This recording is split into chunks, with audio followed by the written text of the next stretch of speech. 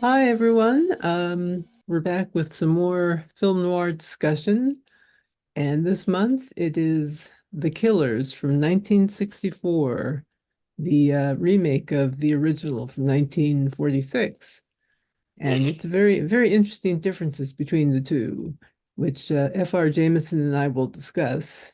I'm Debbie Mack. I'm author of the Sam McRae Mystery Series, as well as the Erica Jensen Mysteries and other books. And FR, why don't you introduce yourself? I'm F.R. Jameson, and I'm the author of the Screen Siren Noir series, as well as other things. Righto. Yeah. Okay, awesome.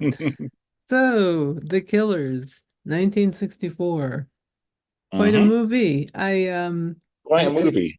Yeah, I mean, the first time I saw it, I wasn't quite sure I was going to like it. And then Hmm. I don't think I ended up watching it all, but then I went back to it and liked it a lot better than I did the first time I took a look at it. So, what Well, did I'd you never think of seen it? this one before. Uh-huh. I'd seen the original, but never. I was always curious about this one. In Mm-hmm. fact, if you haven't seen it, it's the Hemingway short story where a man is marked to be killed and kind of reluctantly gives in to his killers. But whereas in the original, it's a criminal investigator who tracks down what happens, here it's the hitmen themselves. Most of them turned out to be unhealthy. The farmer died from natural causes. The Swede and Blinky Franklin were both killed. You know who else was in the gang? You were. Who are so bothered by the fact that John Cassavetes went so easily to his death that they start tracking down what had happened and trying to muscle their way into the deal. It's fascinating how different they are in that respect. Yes. Um, Especially since when you come down to it, if you've ever read the short story, none of either movie other than the killing is in the story. Well, the short story is 10 pages long, isn't it? If it is Yeah, 10 it pages it long, it's it's not. just about the killers arriving and basically, Yeah. saying we're here to kill someone, Yes.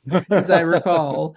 Yeah. Um, so I'm not even sure the killing itself was part of the story, but I'd have to go back and reread I it. think think But if I this, remember the short story that it is the fact that the victim goes so willingly to his death, which is kind of it's left as a mystery hanging over everything, yeah, yeah, while it's just kind of both left films go out there. of their way to solve it.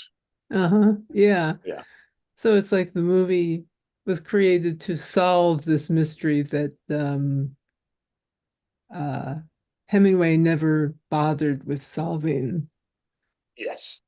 It was like he was just saying, look, this guy is just destined to die and he knows it or something. Yes. Interesting. So, having seen the original, what do you think of this one by comparison? I mean, it's a solid piece of work. We're having Hmm. have been spoilt by having two masterpieces. We have here a good, but far from excellent film that that has a kind of almost like TV plodding procedural to it. Of I think the first film also does a little bit, but they show up at location X, they speak to man, man gives them information, and they move on to the next person. And Yeah, there's a yeah, reason for that. This was originally conceived as a television movie, mm, but yes, deemed too violent to be put on TV, which by modern standards, everybody's going like, what? it is still an 18 certificate in the UK, which is the highest certificate you can get. Huh. Which I feel that might be for the one scene where Andrew Dickinson is struck in the face.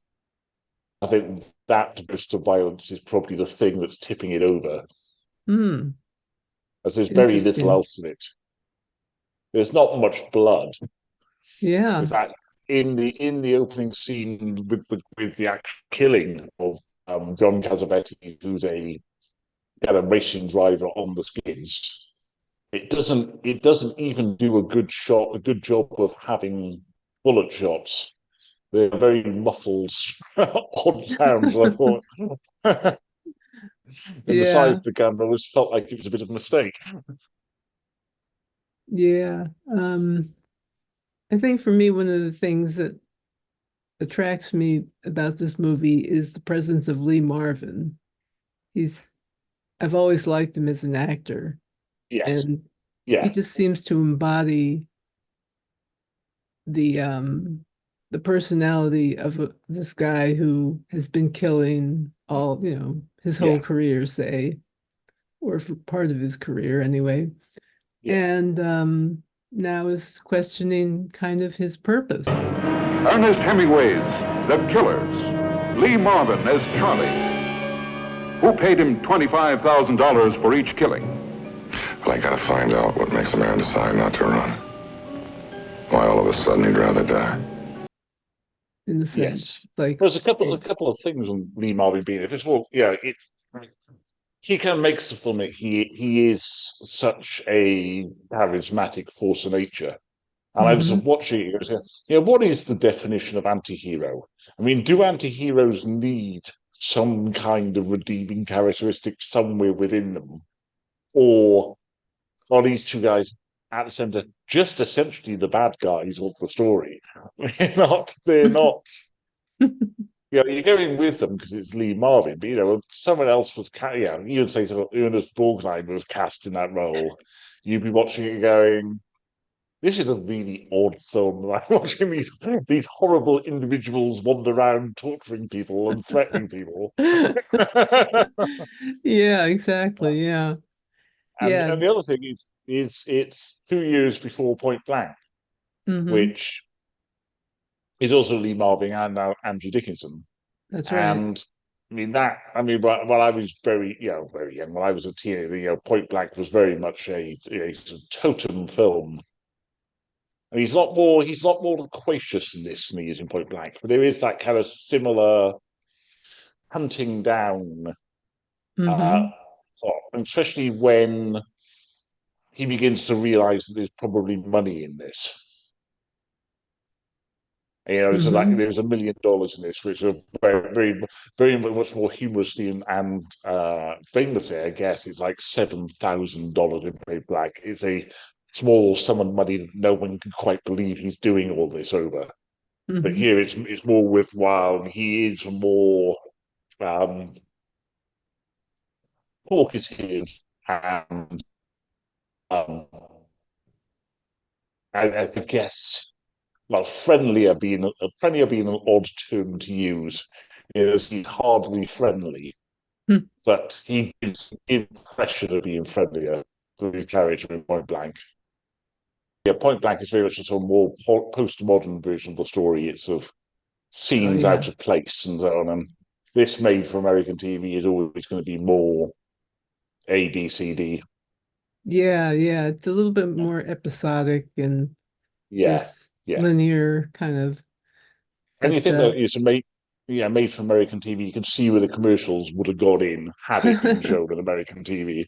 exactly, yeah. Yeah, And it's also really kind of edging its way into the neo-noir period yeah, because it's definitely it's it's more violent than you would see in the noir period, Mhm. the old noir, and a little bit more a little bit more, oh, what am I trying to think of?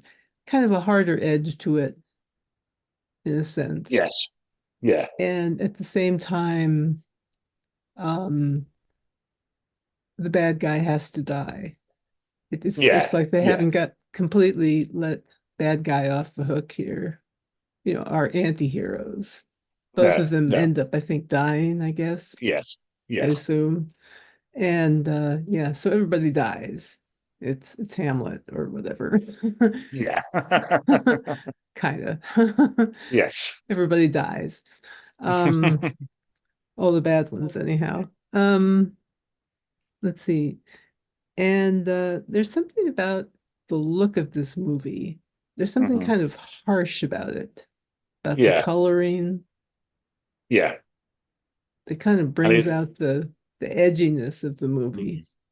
It does, yeah. There's so I saw it twice. I saw it in the cinema aspect ratio and the TV aspect ratio. And if you are going to watch it in cinema aspect ratio, the back projection is quite terrible when you see it. That it is, yeah, when they're on go-karts, it really Yeah, does let the yeah. film down. Yeah, but my husband gave it a lot of credit for showing them with their hair blowing, which Okay, yeah, so yeah, often, their hair is just perfect, even though they're in yes. convertibles. But in this one, their hair was actually blowing. And I was like, whoa, they brought out the fans for this one. Okay. Yes. Nicely done. Very well done. Okay. Even though the background obviously does look, yeah, is projected. Yeah. Yeah, yes. And in the early 60s in particular, if you think of, From Russia with Love or Marnie or The Birds or other Uh-huh. non-Sean Connery or Alfred Hitchcock films, then there is frequently some terrible back projection going on. Yeah, yeah. Well, they had limitations back then. Yeah, yeah. Things that works in black and white aren't working so well in color. Yeah, for sure. Yeah, It's not yeah. Lawrence of Arabia. Yeah, No, no. in terms of cinematography.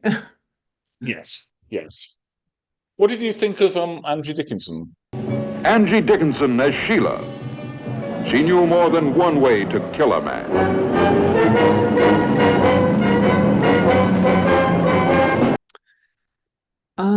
Yeah, I thought she was good. I Yeah, liked her in this. I thought she played the part very well. yeah. Because I think she's someone who has a lot more cultural cachet for Americans than she does for us. And I'm not sure we ever thought we ever had police woman in this country. Yeah, Yeah. that was kind of her Eh, iconic role. So she sort of Yeah. shows up in things. So as I go, oh, that's Andy. I know who she is without knowing much about her. Yeah, Yeah, yeah. Yeah. I thought she was pretty good in this. I thought she was very believable yeah, and her look is good for the part. I mean, yes, and she does have a kind of chemistry with Lee Marvin as well. Because I yeah, remember that from Point Blank. There was this kind of animosity. There's this animosity between them that just seemed to add life to the movie. yeah. Yeah, actually, I didn't care for Point Blank all that much, to tell you the truth. I mean, I'll have to rewatch it. Maybe I'll Yeah. change my mind about that because I've been known to do that. Like hate something the first time I see it, and Yeah. then, oh, I didn't get it the first time. Okay. I But thought because it's quite a hard role she had that she has to sort of convince yeah, as someone who's going to turn on a dime. She does do it very well. yeah, I love the way it's written by the end of it, you're thinking, is there, is there loyalty to anyone? Is it just the money? I think there is. I was kind of a yeah. little, I was a little confused. I'm not going to give away massive spoilers, but the sort of the final betrayal for her at Casavetti's when they're in the hotel room, in the Hmm. motel room rather, and does she need to betray him there? Couldn't she have just gone with him? Yeah, I didn't quite get that whole setup that they had there at the end. Yeah, It's like, okay, so she shoves what's his name out of the car, yeah, then ends up, meeting him and crossing him. It's like, well, yeah, why so elaborate? Why not yeah, just it if you're gonna screw him over, just yeah, why all the yeah. build The up, cross and double cross. yeah, I mean, because it's like both ways she this, has the money. So, right. Right. So it's like, what why did you add that extra bit? That seems to just yeah, not really add anything to the story other than a complication. yeah, It's like they were trying to make the movie a little more complicated, because that's the way film noir is. It has to be complicated, and there are yeah, always twists. So here's a yeah, twist. that really isn't necessary, but we're putting it in there because we need a twist. Yes, yes. And, Kind of. having watched Out of the Past last week, and the entire middle section of that with San Francisco can be quite hard to follow what on earth the plot is behind all of this. But Nonetheless, yeah, it that, I mean, seems that, necessary. yeah, it does. You see necessarily the way that this doesn't. I mean, I like the way you say, push what's his name out of the car as we're kind of tiptoeing round the other major cast member here. Yeah. This is Ronald Reagan's final film. Yes, it was. Yeah. Good old Ronnie Reagan. Yeah. Well, all I can say is I didn't vote for him. What did you think of him in this? Oh, wow. It's interesting. I have a hard time taking him seriously. But he's not bad actually. He comes across as a fairly creditable bad guy. Ronald Reagan as Browning, who planned $1 million heist and got more than he bargained for.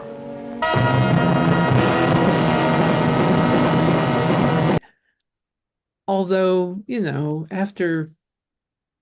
being born when I was and not, knowing him as an actor before he became a president, I sometimes kind of think back to when people would talk about Bedtime for Bonzo. Mhm. And, that so it's kind of like for me, it was a little odd to see him play this part. But at the same time, I knew he was an actor. I knew he was never considered like a top level matinee idol type actor. He was always playing kind of B parts. And he wasn't bad for what this movie was, I guess. Mhm. You Yeah, know, I this is mean, the first film. Yeah, go on. yeah. Oh, well, I was just gonna say, I mean, given that this is a TV movie, it was supposed to be a TV movie, and a lot of actors who had been in B movies were doing TV at that Mhm. time. It makes sense that he would be there, that he would Yeah. want that part. And I thought he did a creditable job, despite the fact that I have a hard time taking him seriously as an actor. Anyway, Well, this is the first film I've ever actually seen him in. Obviously, uh-huh. he's an actor. I've never seen, Very Time for Bonzo or the I've Win never One for seen the it Gipper either. film or any of the innumerable westerns or I know, any I know of there's the- so many things, yeah, so many movies that I've never seen, yes. but I've only heard um, about. Yeah. yeah. It's quite. I mean, I think about it later. Like he's quite, from a 2024 perspective, quite a jarring presence, as his voice, and his way of speaking and his Hmm. mannerisms, and it because you know it in a completely different context. It can't help but take you out of the story a little. I was gonna say, if Boris Johnson made a movie like that, Yeah, how would you respond? What would you think of him playing a heavy? yeah. Well, yeah. I'm Or, trying to think of or another example. Winston Churchill? No. Actually, I'm I sure would there believe is a him. film where Donald Trump does play one of the main parts, with Oh both Derek's in God. it. Oh, how God. But I can't Don't get imagine me that was it. Yeah, started. well, he was never regarded as an actor. But I read last year a book called Reagan Land, which is about American politics from 1976, 1980, which is a heavy tome and doesn't really cover noir films. But Ronald Reagan is obviously a big part. Yeah. And Rick Perlstein, the author, making a point that Ronald Reagan hated for anyone not to think of him as a good man, Mm. but he hated that. And I think there is a certain ambivalence in that role, as this probably is kind of his nightmare example of a role. Yes, I'm the bad guy. Hmm. No, I'm Ronnie Reagan. I'm a good man. But I think there is a kind of, he's not quite committing, apart from that scene where he hits Andrew Dickinson. Hmm. where bizarrely in that scene, which is the nastiest of his scenes, he does actually go for it. Yeah, yeah. Yeah. A lot of the time he seems to just sit in the background and glower, kind of Mm. like, I mean, it was the way kind of his part was written. I mean, it's written very, he's sitting there in the stands, like when you first see him, just Yeah. kind of looking at Angie Dickinson going, there she is. Mm. Yes. Yeah. So in a way, he's kind of a very passive bad guy at first. He is, and it's the scene where they go to see him, and it's finally like a tweet. They're trying to find this $1 million, so they go to see him, and of everybody they've gone to see, he's the one clearly rich. So they're thinking that's where the money is. But Hmm. I don't think he has a he and possibly Don Siegel's director has no idea how he should play that scene because he's neither worried nor is he kind of in control. He's just kind of just there and does his lines, and and it makes. I mean, coming back to that, the fact that she betrays John Cassavetes for Ronald Reagan, and you don't get any sense of spark between her and Ronald Reagan that you do Yeah. between her and John Cassavetes. That would make it seem to make a bit more sense in that Hmm.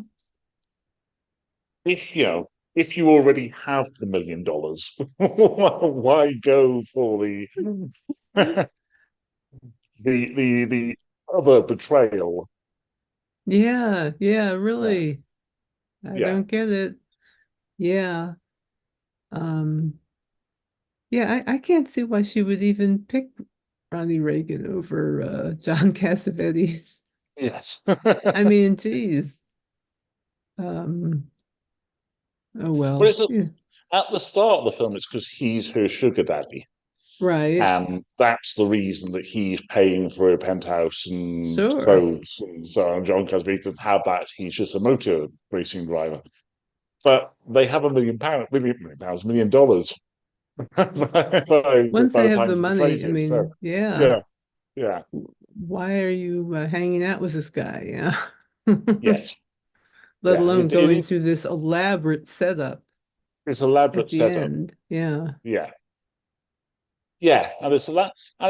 But the time put it apart plot wise, the time you get where Lee Marvin shows up and Ronald Reagan sells out Andrew Dickinson, who's apparently then his wife, like an elaborate setup where, well, not that elaborate setup. And Lee Marvin tells him, "We won't go there for 6 hours, whatever it is," and then goes there immediately.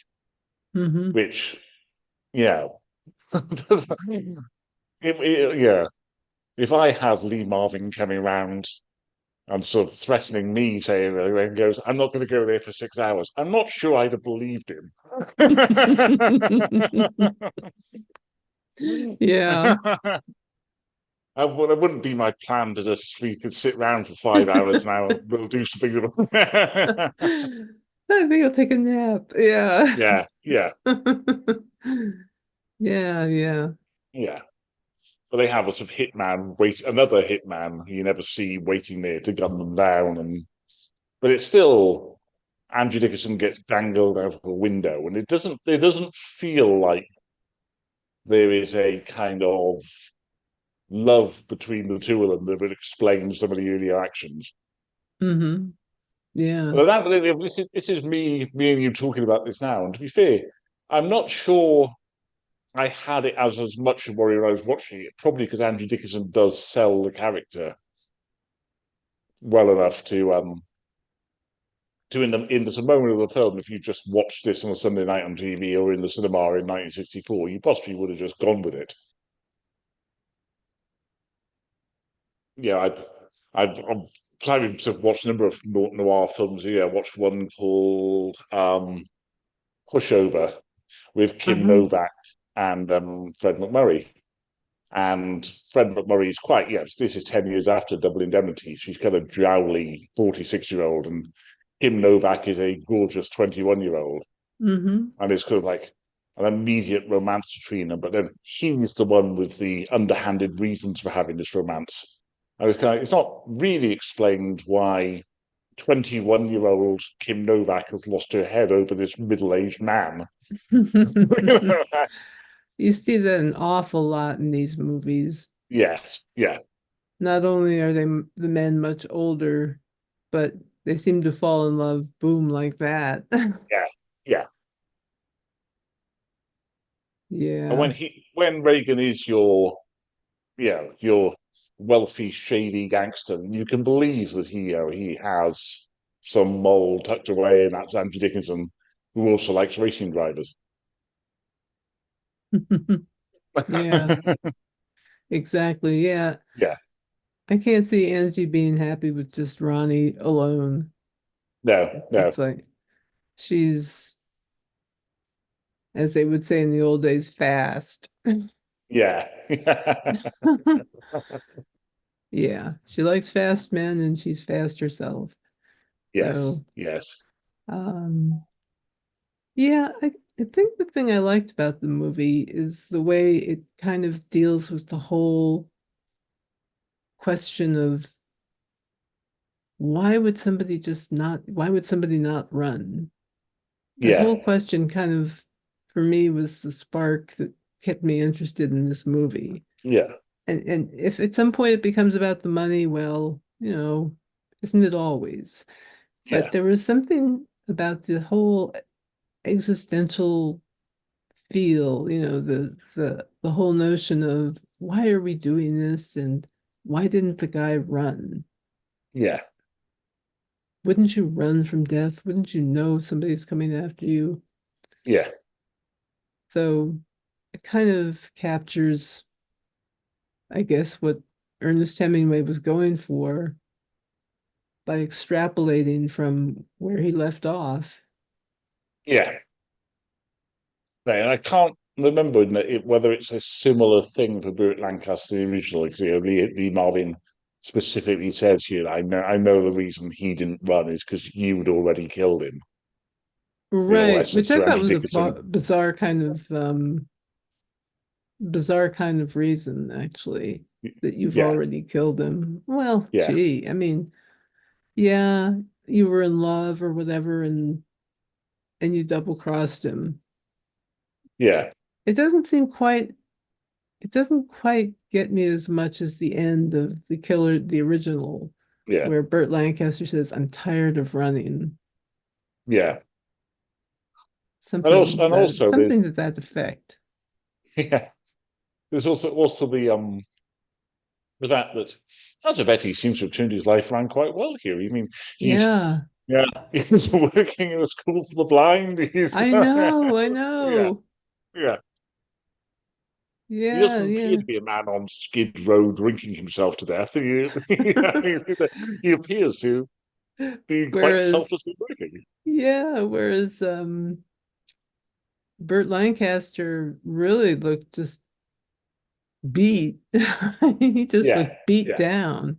Um, which, seemed to square a little bit more with the idea of not wanting to, not caring anymore hmm and just letting this thing happen since he's going to die anyway. May as well be now. yes, And, but, yeah, what you said, it's like, here he is, the school for the blind doing good things. yeah, These people come in and just, which seems very, very much in the vein of the new cinema that was coming in the 60s, the whole move away from traditional noir into um, more psychologically complex and yeah, um, troubling noir in a yeah. kind of, as I said, Well, sort of a philosophical way, more troubling. mhm. Well, it feels Yeah. quite transgressive as well. Mm-hmm. Not just Yeah. charging into a school for the blind, Yeah. Yeah. guns blazing, and And then basically of course, threatening a blind woman to yeah, get the yeah, information about where he is.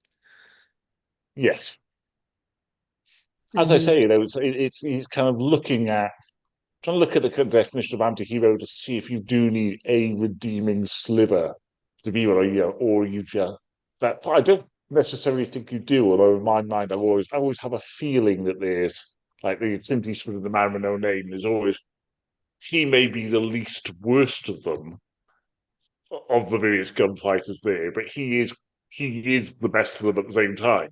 But The it good would as be opposed to the bad and the ugly. yeah. Well, he's he's the less bad, the The bad. less bad, exactly.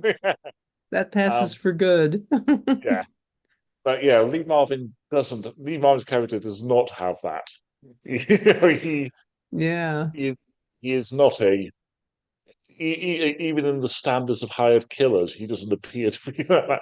And to be fair, I mean, it's the standards of hired killers. You hire someone to kill you. You don't want them then tracking you down and killing you. That's not what you want from your hired killer. Even by the standards of his occupation, he's doing a poor job at what he's supposed to be doing. Yeah. Oh God. We have 9.5 minutes, just so you know. Yes, yes, there will. Well, it's So, it's.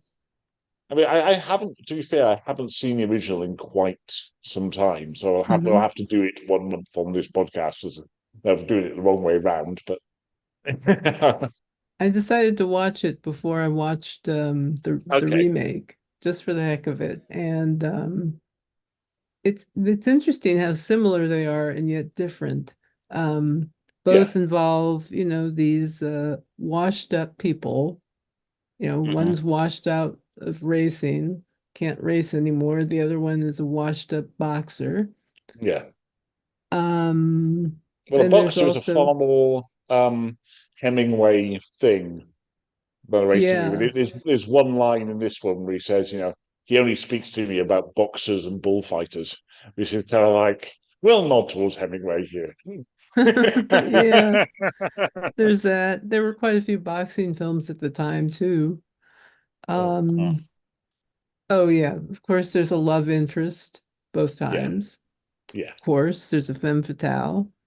yes. Um, If you see that old picture of Ava Gardner in the skin tight black dress, that's the killers. right, yeah, Yeah, yeah. She's great in that. yeah. She's good. Um,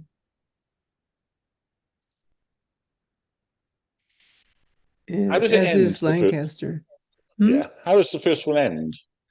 Um, let's see, how did the first one end? The first one. That's odd. It's odd that I can't think of how it Yeah. ended. Um, it, So I suppose this it's one. I mean, it really won't be the case strange. for the first Yeah, one because it's a it is. criminal It is very. investigator. This I one wish kind of now I. ending in a bloodbath. Yeah, it doesn't. It Yeah, does not end quite. I wish I could remember. That's really odd. yeah, That I can't. And yet the end of of the later one is clear and present in my mind. yeah. Because it is a bloodbath. It is It is, yeah. people I don't getting think shot left and center. it doesn't end quite. Oh, I know what it was. I know it ends um with Ava Gardner um begging the rich guy that she was hooked up with in that one Hmm. to exonerate her. I remember that. He's dying, they've shot him, and she's begging him to exonerate her, Okay. and he won't do it. Yeah, So I remember now, that was how it ended. They were in a yeah, house, they'd shot him, yeah, the authorities, and what's his name is there? Edmund O'Brien, I think, is there. yeah. He's there for the insurance company. Hmm. His whole thing is collecting the money for the insurance company. Yeah, And so yeah, it's really more like she's left dangling, kind of. yeah. She's going to be Well, Lee arrested. Marvin's yeah. Well, Lee Yeah. Marvin's whole thing is collecting the money for himself, and he ends up on a Exactly. suburban lawn with the money blowing away, and it's no good for Right, anybody. right. Yeah. Very treasure of the Sierra Madre Yes. thing. That was the thought I Or had as well. also, what's the other movie that The Killing, I think, ends like that, maybe. Yes, I think, yeah. I think it's Sterling Hayden Yeah. who loses some luggage and the luggage goes flying and the money goes flying. I think it's The Killing. It Yeah, I ends think like that's that. right. Yeah. Yeah. So yeah, Yeah. Excellent. So the Killers, which, yeah, it's a solid piece of work. it's a solid piece of work. Yeah, and Yeah. has its own certain charm to it. I mean, it's Yeah. very 60s. The whole thing Yes. is just very 60s. The Yes. clothing, the whole vibe is very 60s. So it was an interesting kind of way to transition into a new era of Hmm. filmmaking. Yeah. And next month, I think it's In a Lonely Place. In a Lonely Place, that is Yeah. such a great movie. Yeah. I can't wait to talk about that one. I love Gloria Graham. I Yes, love Gloria Graham and I absolutely. love Humphrey Bogart Hmm. with her in this. Yeah. It's just a fantastic movie.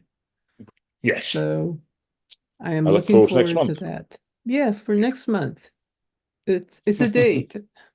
And I hope you all will join us and feel free to leave a comment on Facebook where I will post this somewhere or on the video. You can go Yeah. to YouTube and leave a comment underneath the video. So in any Or, event, or wherever you get the podcast.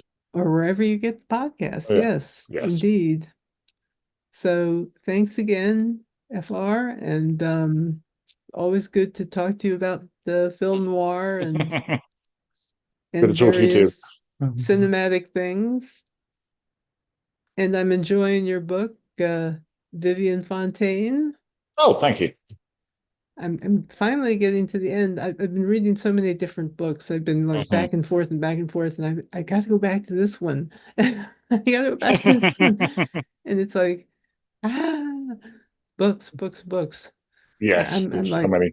buried under them at this point. I have a little wall of books around my reading chair. It's bizarre. Um, but I'm trying to get to all of them if I can, which Yes. is impossible. But I try to at least look at all of them, if even if I don't review all of them. Yeah. Yeah. Anyway, having said that, um, we'll come back next month and talk movies again. Absolutely. Great. Have a Until good month. then, you too have a great month. Talk to you later.